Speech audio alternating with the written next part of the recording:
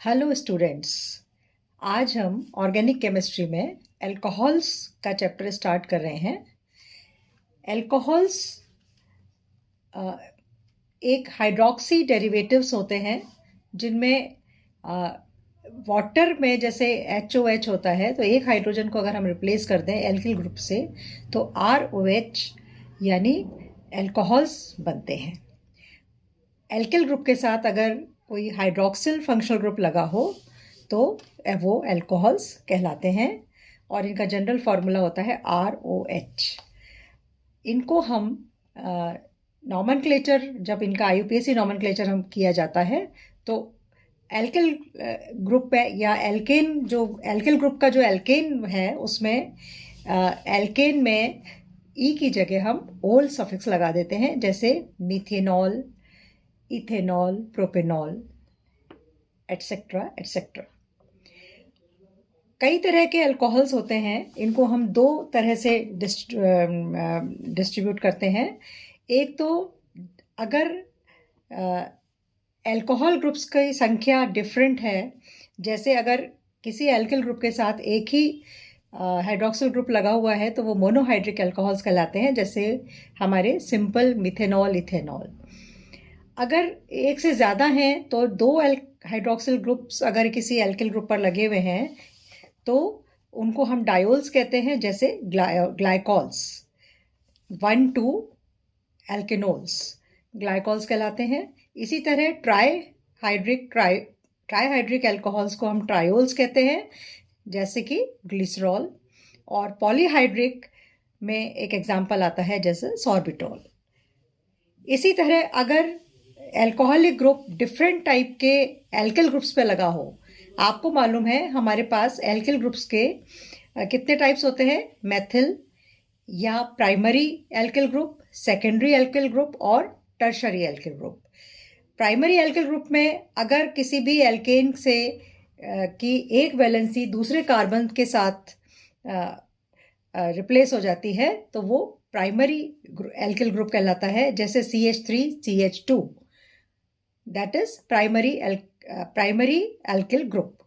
अगर कार्बन की दो वैलेंसीज दो कार्बन के साथ सेटिस्फाइड होती हैं तो सेकेंडरी एल्किल ग्रुप हो जाता है, और उसके साथ अगर हाइड्रोक्सिल ग्रुप अटैच्ड है तो सेकेंडरी अल्कोहल कहलाता है। इसी तरह कार्बन की तीन वैलेंसीज अगर तीन कार्बन से सब्स्टिट्यूटेड होती हैं तो टर्शरी एल्किल ग्रुप वो कहलाता है, और उसमें हम टर्शरी अल्कोहल्स बनते हैं अगर इसमें एक हाइड्रोक्सिल ग्रुप जुड़ जाता है। तो प्राइमरी जो एल्किल ग्रुप के साथ अगर हाइड्रोक्सिल ग्रुप जुड़ा है तो नॉर्मल अल्कोहल्स बनते हैं, सेकेंडरी के साथ आइसो और टर्शरी के साथ नियो प्रीफिक्स लगता है। इनकी प्रिपरेशंस में आपको मैंने नोट्स भी दिए हैं और बुक से भी आप इसको कंसल्ट कर सकते हैं। यहाँ मैं कुछ प्राइमरी आपको सिंपल लाइंस में प्रिपरेशंस बता रही हूँ। इसको हम एल्किल हैलाइड्स के हाइड्रोलिसिस से भी बनाते हैं। एल्किल हैलाइड्स का जो न्यूक्लियोफिलिक सब्स्टिट्यूशन रिएक्शंस होते हैं उनके द्वारा हाइड्रोलिसिस होता है और आपको अल्कोहल्स प्राप्त होते हैं। इसी तरह एल्कीन्स की रिएक्शंस आपने पढ़ी होंगी, जिसमें हाइड्रोबोरेशन, ऑक्सीमर्क्यूरेशन, डीमर्क्यूरेशन और एक्शन ऑफ सल्फ्यूरिक एसिड, इससे भी अल्कोहल्स बनाए जाते हैं। और कार्बोनिल कंपाउंड्स के रिडक्शन से, ये सारे मैंने आपको नोट्स दिए हुए हैं, उन नोट्स को आप पढ़िए और उसमें आपको मिल जाएंगे। प्राइमरी अमीन्स के साथ भी यह अभिक्रिया भी आप अल्कोहल्स देती हैं। इसका इंडस्ट्रियल प्रिपरेशन जो है वो फर्मेंटेशन से होता है, किण्वन जिसे कहते हैं। इसमें जो शुगर के जो बचा हुआ पार्ट होता है जिसे हम शीरा या मोलासिस कहते हैं, उसके द्वारा फर्मेंटेशन से अल्कोहल्स को बनाया जाता है। शीरे को डाइल्यूट कर लिया जाता है और उसको डाइल्यूट करके और उसको 10% तक उसका शुगर परसेंटेज जो है वो कम कर दिया जाता है। फिर उसे उबालते हैं हम, और उबाल कर उसमें अम्ल मिलाने पर उसकी pH रेंज को 4 कर दिया जाता है। अम्लीय माध्यम के इस विलयन को हम वॉट कहते हैं। इसको ईस्ट द्वारा 35 डिग्री सेंटीग्रेड पर बड़े टैंकों पर फर्मेंटेशन किया जाता है। यह प्रक्रिया एंजाइम की उपस्थिति में होती है, जैसे मैंने आपको दिखाया है ये।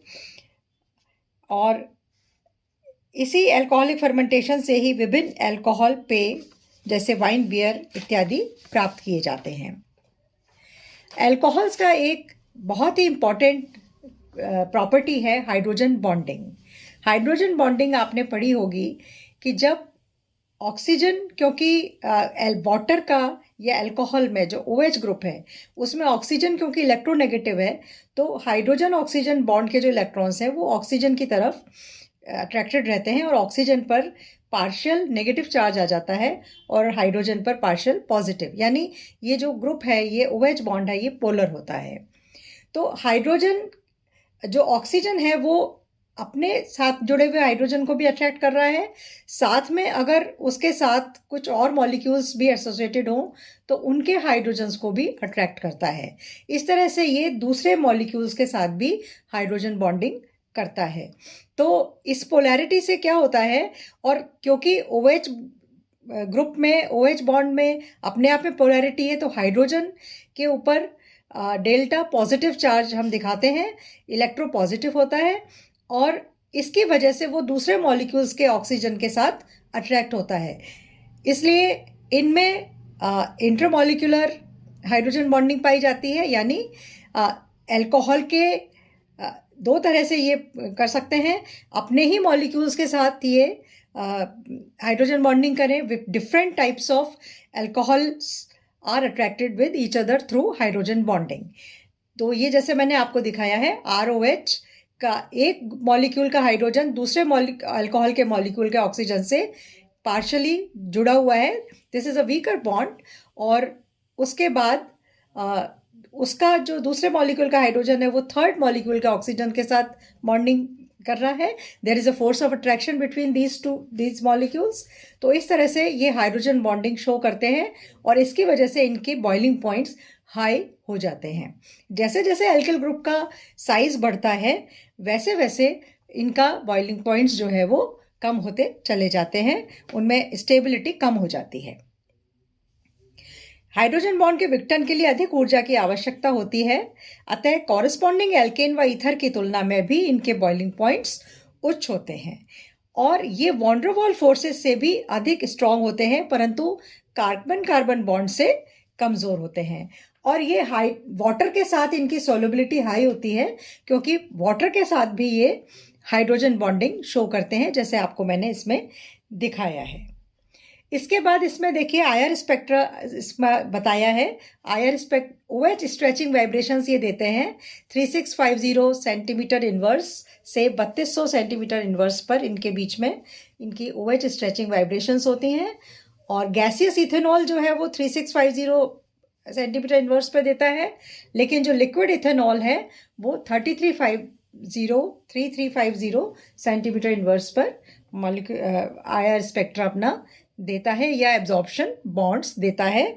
This is because of the hydrogen bonding in the molecule. Low wave number पर ये अपना स्पेक्ट्रा दिखाते हैं। इसी तरह CO स्ट्रेचिंग वाइब्रेशन भी इनमें पाई जाती है 1200 से 1000 सेंटीमीटर इनवर्स पर। तो इसमें जो प्राइमरी अल्कोहल्स हैं वो 1050 पर देते हैं, सेकेंडरी अल्कोहल्स 1100 सेंटीमीटर इनवर्स पर देते हैं और टर्शरी जो अल्कोहल्स हैं वो 1150 सेंटीमीटर इनवर्स पर अपने सिग्नल्स दिखाते हैं। इनकी केमिकल रिएक्शंस भी बहुत इंपॉर्टेंट हैं। ये दो तरह के रिएक्शंस देते हैं, एक तो जिसमें RO बॉन्ड टूटता है और दूसरी रिएक्शंस इनकी होती हैं जिसमें OH बॉन्ड टूटता है। तो OH बॉन्ड जब टूटता है यानी ये हाइड्रोजन को लिबरेट करते हैं, और जो हाइड्रोजन को जो कंपाउंड्स हाइड्रोजन लिबरेट करते हैं उनको हम एसिड्स कहते हैं। तो ये एसिडिक बिहेवियर दिखाते हैं, but these are weak acids. और इनकी कुछ एसिडिक रिएक्शंस होती हैं, जैसे कि twice ROH plus twice Na gives twice RONA। Alkoxide, sodium alkoxide ये देता है और हाइड्रोजन को ये लिबरेट कर रहा है। तो this is the acidic reaction of the alcohols. इसी तरह देखिए दूसरी रिएक्शन मैंने दिखाई है ग्रिग्नार्ड रिएजेंट के साथ, इसमें ये एल्केन बना रहे हैं और ये भी एसिडिक रिएक्शंस का ही एग्जाम्पल है। इसी तरह एसिड एस्टरिफिकेशन भी एक इम्पॉर्टेंट रिएक्शन है, इसका मैकेनिज्म मैंने आपको नोट्स में दिया है। और इसमें भी आप देखिए अल्कोहल का जो OH ग्रुप है और ये एसिड कार्बोक्सिलिक एसिड के साथ रिएक्शन करता है इन प्रेजेंस ऑफ HIN या एसिडिक मीडियम में, तो एस्टर्स बनते हैं। इसमें भी जो एसिड पार्ट है that is from alcohol not from carboxylic acid, यानी OH बॉन्ड का विघटन होकर एस्टर बनता है, ना कि कार्बोक्सिलिक ग्रुप का OH का विघटन होता है। तो this is esterification. Ether formation होता है इसमें, ये देखिए एल्कोक्साइड है, sodium alkoxide plus methyl iodide के साथ अभिक्रिया दिखाई है, तो इसमें ईथर बना है और HI लिबरेट हुआ है, इसको हम विलियमसन सिंथेसिस कहते हैं। इसी तरह एसिड क्लोराइड्स और एसिड एनहाइड्राइड्स के साथ भी ये एस्टर्स बनाते हैं। तो these are some examples of the acidic behaviour of alcohols, यानी एसिडिक प्रॉपर्टीज इनकी इन रिएक्शंस में दिखाई देती है। और जो रिएक्शंस हैं जिसमें RO बॉन्ड का विघटन होता है, उनमें न्यूक्लियोफिलिक सब्स्टिट्यूशन अभिक्रिया दिखाई जाती है, क्योंकि RO में जो ऑक्सीजन पार्ट है that is electronegative, oxygen is more electronegative than alkyl group या कार्बन, तो ऑक्सीजन RO बॉन्ड के इलेक्ट्रॉन्स को खींचकर अपनी तरफ अट्रैक्ट करता है और वो बॉन्ड आसानी से टूट जाता है। तो जिस तरह एल्किल हैलाइड्स में SN1 और SN2 अभिक्रिया होती हैं, उसी तरह इनमें भी SN1 और SN2 अभिक्रियाएं होती हैं, वो मैं आपको नेक्स्ट चैप्टर में बताऊंगी। This is all for today, thank you.